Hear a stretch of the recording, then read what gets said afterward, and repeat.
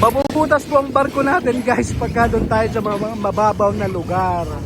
Ayan po. Deep sea fishing, paulit-ulit po tayo dyan. Ibig sabihin, deep, malalim na pangingisda.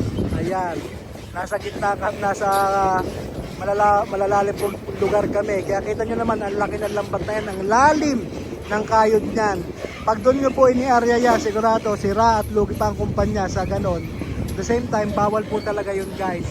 Kaya inuulit ko lang po ulit, deep sea fishing, pang malaliman, bawal po ito sa mga mababaw na lugar at bawal po sa itlugan ng isda kung saan nandoon yung habitat nila o tirahan nila.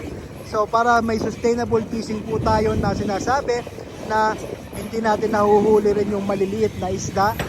At the same time yung mga nangingitlog na isda ay hindi natin naaabala dun sa area. Ayan po guys ang paliwanag.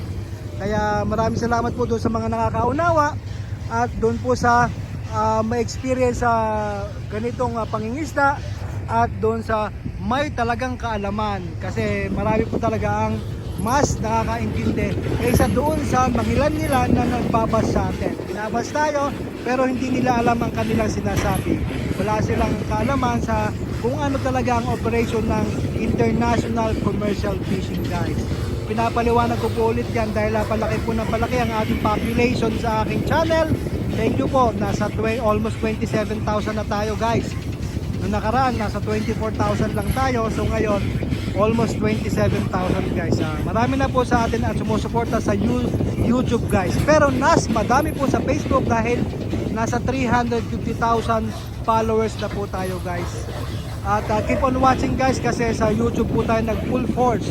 Doon ko po tinodo yung aking time para nag-devote po ako ng time kasi kahit paano may bawi po tayo sa YouTube. Sa Facebook po wala tayong kinikita kaya eto po, pa-release lang po ako sa ating Facebook page.